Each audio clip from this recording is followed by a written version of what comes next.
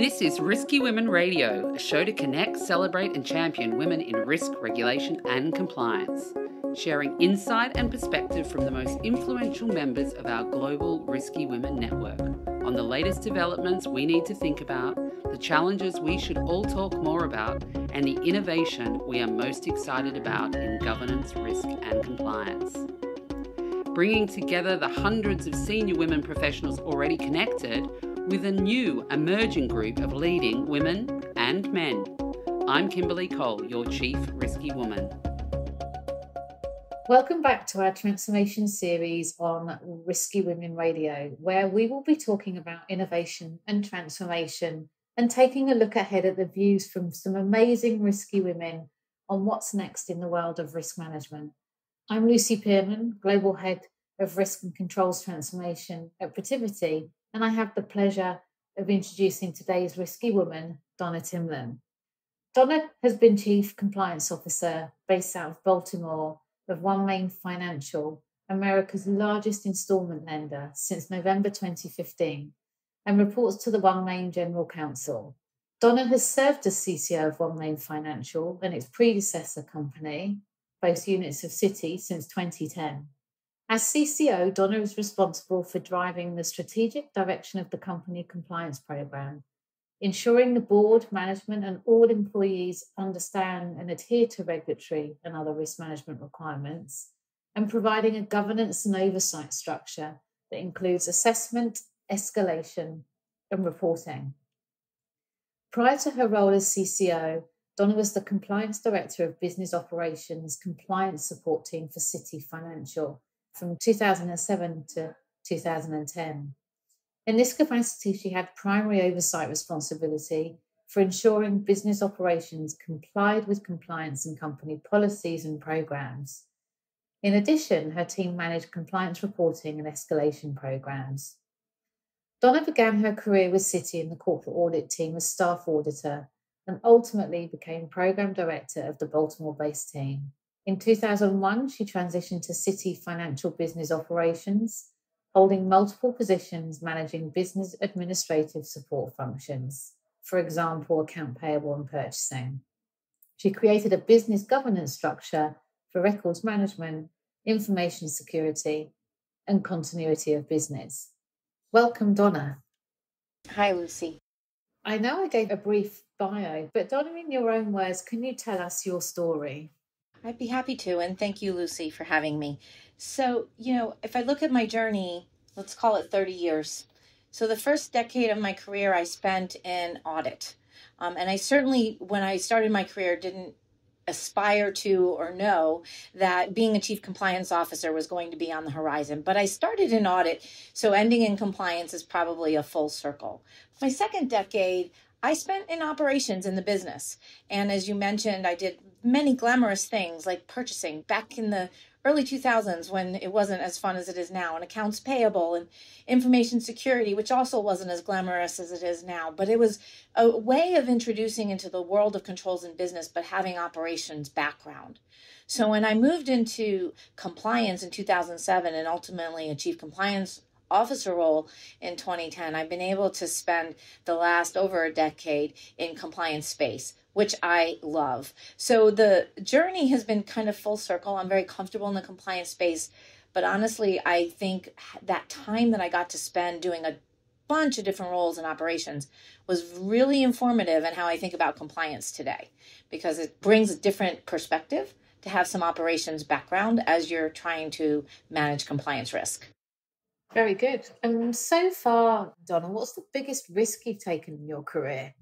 I thought about that, and I'm thinking that this example is an interesting one to me. And I remember being frightened to death, which was in that span when I was in operations, I had over 250 people in my organization. And I took a role in the same company as an individual contributor and to start building out new teams. And to go from having a group of people that did all the heavy lifting and all the hard work to going to a role where I felt completely vulnerable and unprotected at any given time was actually a huge risk on my part. And it was also a mental shift from having people being perceived as making you the stronger leader to taking this role, which ended up being fantastic, but absolutely terrifying at the time I made that choice. Great. And what advice would you give to your younger self if you were starting your career journey all over again, Donna? Yeah, if I was starting again, I think I would remind myself to be self-aware and listen. I was fortunate to have very good bosses, and I think when you're motivated and excited and you're trying to grow that career ladder, you also have to have a little introspection and understand how you're being perceived. And I'm not suggesting don't be yourself, but I do think some self-awareness in how people might perceive your behavior is really important, because then you can grow, adapt, and learn from that. And ultimately, you're going to proceed better if you understand how people are reacting to you. And I think my younger self could have used a little more advice in that earlier in my career in that space. Yeah, that's definitely something that resonates with me, Donna. My younger self was very ambitious and Yeah. and what excites you most about the industry?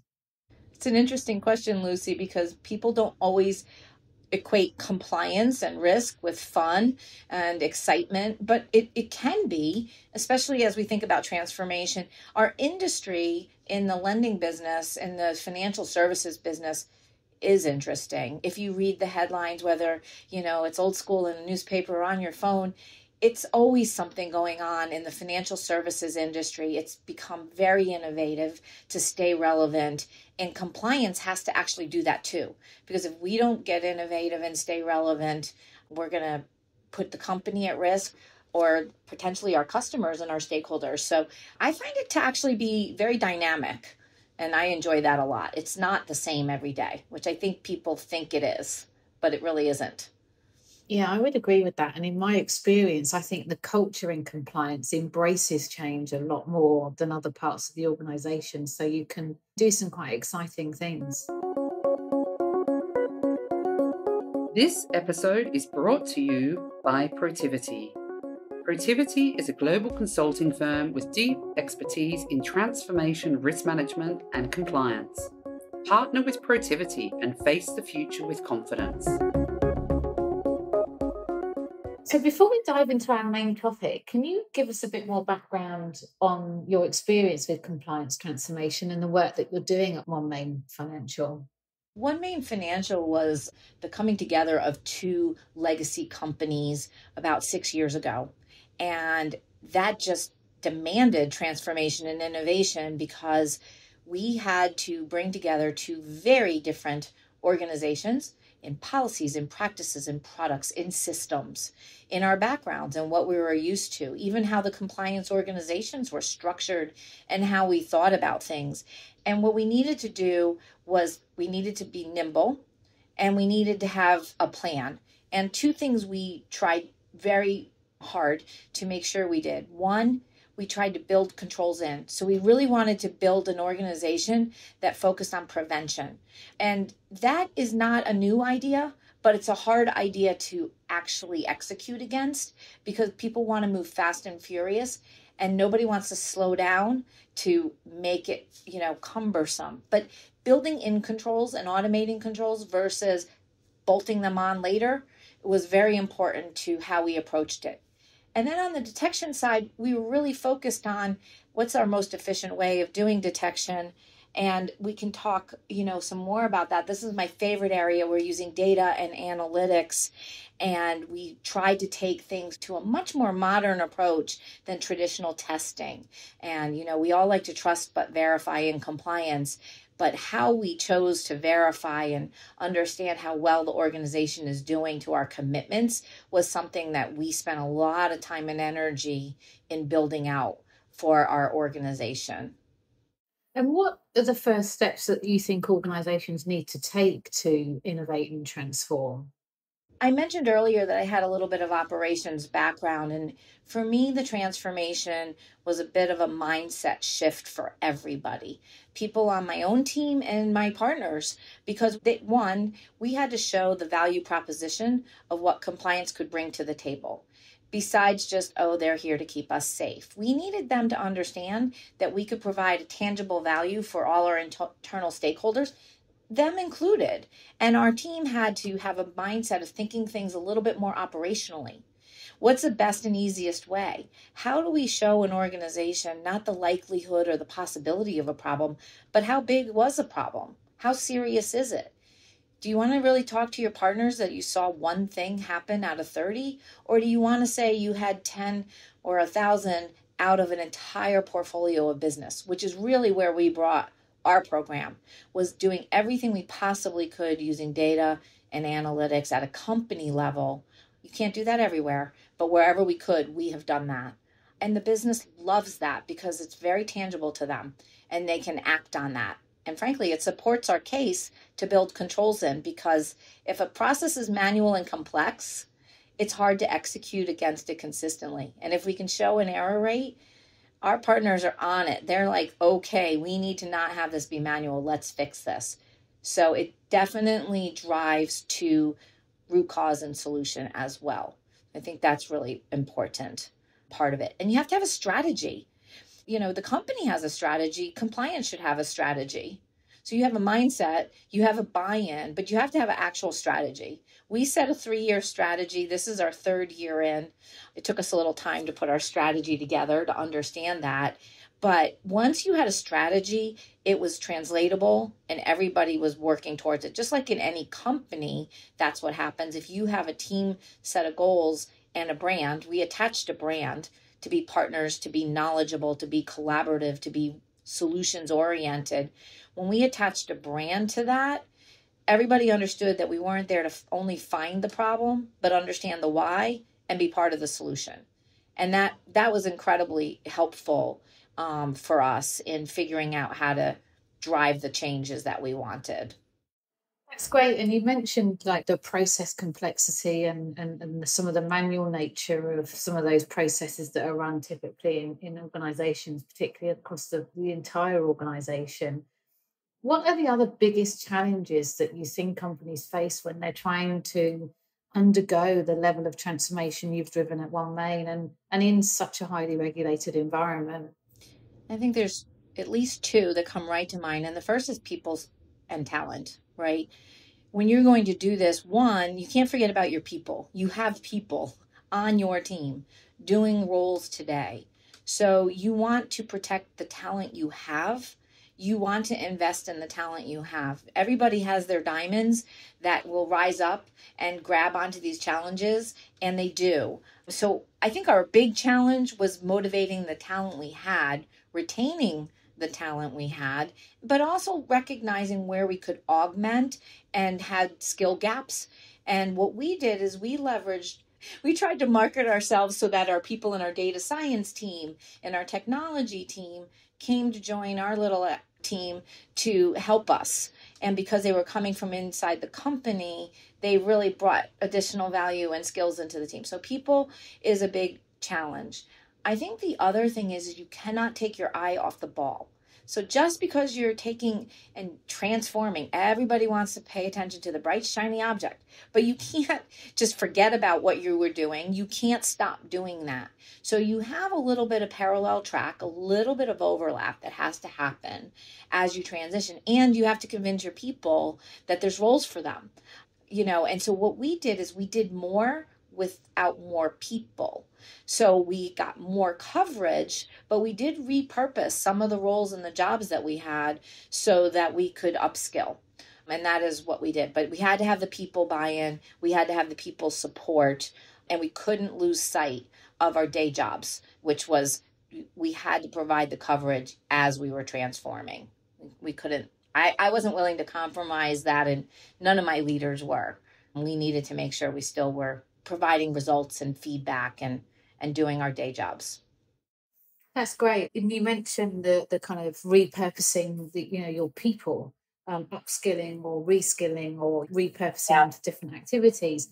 How did you leverage technology to complement that kind of people transformation that you drove? Yeah, I wish I could say that we're using amazing things like AI and robotics. We did dip our toe in that area, and we did get some outside help to help us. But ultimately, what we ended up with in our organization were leveraging tools that we could get people trained on that were data analytical tools and exposure to. And frankly, within our organization, we had a lot of smart people that were already using the tools. And I happen to have some good people who were self-taught and self-motivated, but we largely use analytical tools to crawl across data. So to help us actually, getting to data is one thing, but analyzing it, and then somebody has to actually write it. So I wish I could say we're using bots. We did try, but we couldn't get the scale to offset the cost. So if someone has figured that out, I would love to learn from that because I really want to be in that space. But the data and the analytics is very powerful. What we have done, though, instead of using the tools ourselves, is work with our partners so that they use tools to better solve our problems. And we have driven some really cool business changes and driving some changes that eliminate errors. And sometimes the business has needed to invest in better products themselves to provide that. So we've been instrumental in that part of it, which is honestly just as satisfying to watch and see. And how do you work closely with your business if they're embedding those preventative control and those new technologies? That's going to have an impact on you downstream. What sort of ways do you find to work with them on that? We have a lot of forums in which we work with them, and our team is, we're talking about the innovation and the transformation part, but compliance has a lot of subject matter experts that are partners and at the table in training and policies and system requirements that they're sitting there. They're trying to operationalize the compliance requirements along with legal. So part of it is a partnership at the table. We've also been working a lot with them on root cause. Everybody likes to really, and I'm not talking about root cause like who's to blame, something didn't work. I'm talking about root cause like, really, why does that keep happening? Because sometimes you feel like you wake up and it's whack-a-mole. Like, wow, we fixed that yesterday and now it happened again. How did that even happen? So, I think using words like solve the problem for good, we need to understand the root cause. And that really has driven the whole group. There's a lot of us across our control functions, our business partners that are on that same page. I love when our operators say, well, can't we just make the system stop that from happening? I love that. I wish it could happen faster. Of course, we're competing for resources in the company, but we're pretty relationship based. And honestly, Lucy, that goes a little bit back to branding. If the team is branding themselves as partners and collaborators, and you can get as much done as if you were playing the police officer. And, I feel like we've just been very fortunate in our business that they take this very seriously and are at the table with us. That's fantastic. And from a compliance perspective, what are some of the most disruptive or thought-provoking ideas that you're seeing in the industry or hearing? One of the things I've been trying to do, and I admit we're not maybe as successful yet, but I'm very interested in the role of compliance in the diversity and inclusion space, the corporate social responsibility space, and the ESG space, because a lot of what we do, our outcomes support the story of doing good for customers, right? Our customers are hardworking Americans. And that's kind of in our mission statement. And we want to improve the financial well-being for them. And our company has taken a lot of positions on, as many companies are, on diversity and inclusion and corporate social responsibility, even with the issuance of a social bond recently. And it's fun as compliance to think about, okay, well, how can we lean into that? It's not space that we're always operating in financial services because of our regulatory environment and making sure we follow those alphabet regs and all of that is super important. But I've been talking to other CCOs and companies and learning a little bit more about how we can lean in and not just say we're a good organization, but prove it out. And we've been able to work with the leaders in those teams to try to learn how we can show success metrics in those areas. And frankly, with the way the world is today, I think that's a great space for us to get into a little bit more. It's not maybe traditional space, at least not in our industry, but something that I'm personally interested in and many on my team are. Yeah, and a general kind of trend I think we're seeing towards alternative lending. Yeah, yeah. All types of different social groups. Agree. It's so fascinating to see how compliance can play much more of a role in that without it becoming a compliance or regulatory. That's right. And more implicit. Connecting, celebrating, and championing women in risk regulation and compliance, Risky Women Radio takes an intimate look at the rants and revelations of the top women shaping the debate and the industry. So part 3 is our rants and revelations, Donna. We'll start on the positive with your revelation. What was your light bulb moment and something that shaped the choices that you've made in your career? So early in my career, in that first 10 years, I had a boss in my younger days who gave me some very direct feedback, but in a very not nice way. And I remember being startled and shocked. And I had to step back and say, okay, what am I going to learn from this? And you know what I learned to this day? I learned I will never deliver a message that way. I will never provide feedback in that manner. In that scenario, I learned what not to do. And frankly, it has served me very well with my teams over time because it was a great example. It felt terrible, but it was a lesson learned of how you treat people, those that you work with and that work for you. So I learned what not to do and served me very well. And what's your rant? What's the one thing that you would really want to change? It's somewhat similar. It ties to my rant because I want people to be able to demonstrate their strength, but do so kindly. You can be confident, but you can also be kind. You can be direct, but you can be kind. And so often I feel like people forget that. And you really can move things forward by being a kind person. It's okay. It doesn't mean you're not strong. It doesn't mean you're not intelligent. It doesn't mean your message isn't heard. All of that can be done in a kind way. It doesn't have to be done in a negative manner. So I feel strongly about that. I wish we could do more of that. Yeah, and ambition isn't a negative word. It should be really revered, and it's a positive thing. Risky Women is a vibrant network at the centre of a global community in a rapidly growing, evolving and influential industry. Given the continued pace of change, our rapid fire round revisits the most pressing topics to share ideas and offer listeners new perspectives. So the rapid fire round, new for this season. So in one word, what do you see as the top priority for the year ahead? Being nimble. And you in one word? Authentic. What did you want to be when you grew up? A doctor. And whom do you most admire? Historical women. I could rattle off a ton of them. Harriet Tubman, Amelia Earhart, Florence Nightingale, Susan B. Anthony. I love all the historical women. I love current women too, but I love reading about those trailblazers. And what podcast or book would you recommend to any up-and-coming risk and compliance and or a transformation leader? Yeah, I think we're picking up a theme. I read this book. It was called Rehumanizing Leadership, Putting Purpose Back into Business.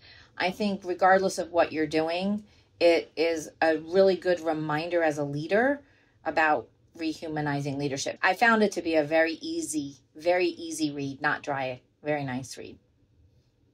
And what advice would you give to women pursuing careers in financial services and in innovation and transformation? You know, I have 2 daughters, and so we talk about this. And, you know, I think being tenacious is important, but also learning to advocate the right way for yourself. I don't know that women do a great job in various points in their careers in figuring out the right way to advocate for themselves without, there's wrong ways. So definitely, but I don't think women do it well, and I don't think they do it often. And I find if people can find mentors to help guide them on how to do that well, I think that is important. And the mentor, by the way, can be male or female or whomever is an important person that you can learn from, because I think you can't always rely on everyone to advocate on your behalf. And it's okay to have someone help you figure out how to do that. Excellent. And well, that brings this episode of Risky Women Radio to an end. I'm very excited to continue on our transformation series journey over the remaining months of this year and well into next year. Thank you so much, Donna, for joining us today and for your thoughts and valuable insights. Thank you so much for having me, Lucy. Thank you for listening to this exciting episode of Rescue Women Radio to connect, champion, and celebrate women in risk regulation and compliance. I'm Kimberly Cole, based in Hong Kong. For more information on the Risky Women Global Network, head to our website in the episode notes, and please be a part of the ongoing conversation by subscribing to this podcast, connecting with us at Risky Women on Twitter, or even reaching out to me directly by email.